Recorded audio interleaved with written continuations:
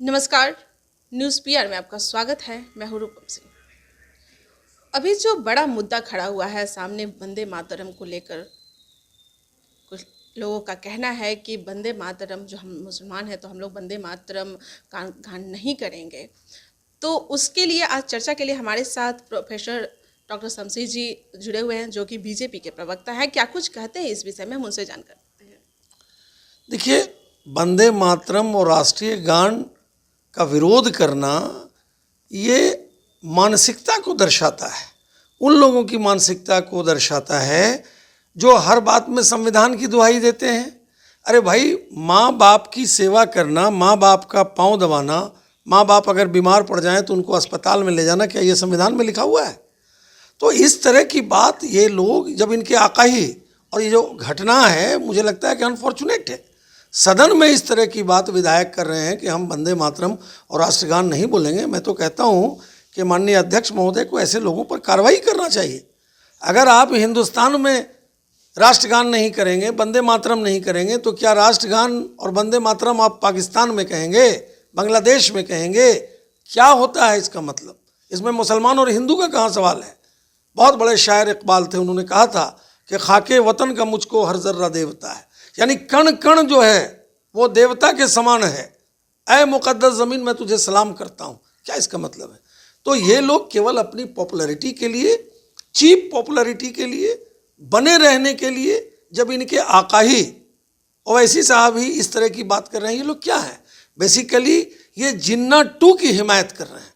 इस मुल्क का बंटवारा जो हुआ था वो इसी आधार पर हुआ था, और आज ऐसे लोग भी वो चीज़ को करना चाहते हैं। लेकिन अब इस मुल्क में ये चीज़ें चलने वाली नहीं हैं। इस मुल्क की आवाम, इस मुल्क के लोग, इस मुल्क के युवा, नरेंद्र मोदी जी जो हमारे देश के यशस्वी प्रधानमंत्री हैं, उन पर उनकी एक्सेप्टेबिलिटी है, देश ही नहीं दुनिया के अंदर है।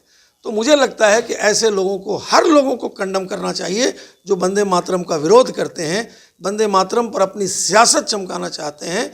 इन लोगों का विरोध करना चाहिए। और अगर इनको इतना ही ज़्यादा वंदे मातरम और राष्ट्रगान पर विरोध है तो ये चले जाएं जिस मुल्क में ये चीज़ें नहीं होती हैं। इसमें संविधान की बात कहाँ से आती है? हर चीज़ें संविधान की एक प्रक्रिया है, संविधान रूल ऑफ लॉ से चलता है। लेकिन हम अपने माँ बाप की इज्जत करें, माँ बाप की सेवा करें, माँ बाप के लिए काम करें, ये चीज़ संविधान के अंदर में नहीं रहती है। ये खुद करना चाहती हैं, स्वतः ये चीज़ें होती हैं। सदन के भीतर में ये सवाल उठाना कि हम वंदे मातरम का गान नहीं करेंगे, तो कहीं ना कहीं ऐसा तो नहीं, मतलब हिंदू और मुस्लिम के बीच में एक तरह का ये बंटवारा करने का जैसा कुछ मुद्दा खड़ा कर चुके हैं ये? देखिए, ये इनके बोलने से थोड़ी है। इस देश का जो कुछ लोगों की वजह से, कुछ अक़लियत के घेटो मेंटालिटी की वजह से ये पूरी कम्युनिटी को बदनाम कर रहे हैं। हकीकत ये है कि पूरी कम्युनिटी को इस बात से विरोध नहीं है। अगर इस बात से विरोध होगी, क्यों विरोध होगा? और ख़ास करके आज का युवा तो फैन है, मोदी जी का फैन है। उनके प्रति आज के युवाओं में एक अलग टेस्ट है वो, इसलिए ये लोग अलग करने की बात कहाँ पैदा होती है? हाँ, कुछ लोग हैं जो, कुछ लोग पूरे कौम को बदनाम करने की कोशिश कर रहे हैं, इस तरह की अनर्गल बातें करने का। लेकिन ये कौम इन लोगों के बहकावे में न आने वाला है, न सुनने वाला है, बल्कि ऐसे लोगों पर तो कड़ी कार्रवाई होनी चाहिए। सदन के भीतर उन्होंने ये चीज़ बोला है, तो इसके लिए कार्रवाई जो होनी चाहिए वो क्या होगा? भाई, मैं तो कह रहा हूं कि माननीय अध्यक्ष महोदय को संज्ञान में ले करके जो इस तरह की बात करते हैं वो उन पर कार्रवाई करें। चूँकि ये सदन और सदन के बाहर वहाँ पर के मामलात हैं, तो अध्यक्ष महोदय को, मैं तो कहता हूँ कि अध्यक्ष महोदय को इसको संज्ञान में लेना चाहिए। जनगण और ये वंदे मातरम गीत चलते आया है और फिर अब इस तरह का भाई देखिए, मैं बार बार कह रहा हूँ कि ये लोग चीप पॉपुलैरिटी के लिए, मीडिया में आने के लिए और पूरी कौम को बदनाम करने के लिए इस तरह की बात कर रहे हैं। और इनकी ये चीज़ें चलने वाली, इनकी सियासत नहीं चलने वाली है, वोट बैंक की राजनीति नहीं चलने वाली है। अब देश डेवलपमेंट और विकास के नाम पर चल रहा है। अब देश जो है, नरेंद्र मोदी ने जिस प्रकार से, मैं कहता हूँ कोरोना हुआ, क्या उसमें हिंदू मुसलमान था? सारे लोगों के लिए सरकार ने काम किया। अगर सड़कें बन रही हैं, क्या उस पर सब आदमी नहीं चल रहा है? रोज़गार मिल रहा है, क्या उस पर सब आदमी नहीं चल रहा है? गैस का सिलेंडर मिल रहा है, क्या सबको नहीं मिल रहा है? अटल पेंशन योजना हो रहा है, क्या वो सबको नहीं मिल रहा है? कहाँ ये सवाल है? ये लोग बौखला गए हैं भारतीय जनता पार्टी की एक्सेप्टेबिलिटी को देख करके कि समाज के अंतिम पायदान पर बैठे हुए लोगों में भी भारतीय जनता पार्टी की एक्सेप्टेबिलिटी है। इसको लेकर के ये लोग बौखला गए हैं और बौखलाहट का ही ये परिणाम। अभी कांग्रेस में जो चल रहा है और चिराग पासवान उन्होंने गठबंधन की बात कही है, चिराग पासवान ने भी कि हम लोग गठबंधन करेंगे, तो क्या लगता है कि वो आरजेडी और पीछे?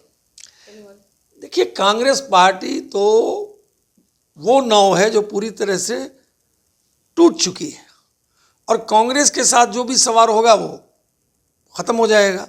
कांग्रेस अब कहीं नहीं है, वो दूसरे के बैसाखी पे ही चल सकती है। इनका गठबंधन सबके साथ होता है, इनके आका कुछ बोलते हैं, कांग्रेसी लोग कुछ बोलते हैं, सदन के बाहर कुछ बोलते हैं, सदन के अंदर कुछ बोलते हैं। पिछले चुनाव में ही देखिए, जो उपचुनाव हुआ था, ये लोग सब अलग अलग थे। चुनाव के बाद इन लोगों ने अपना हशर देख लिया, फिर ये लोग एक साथ होने की कोशिश कर रहे हैं।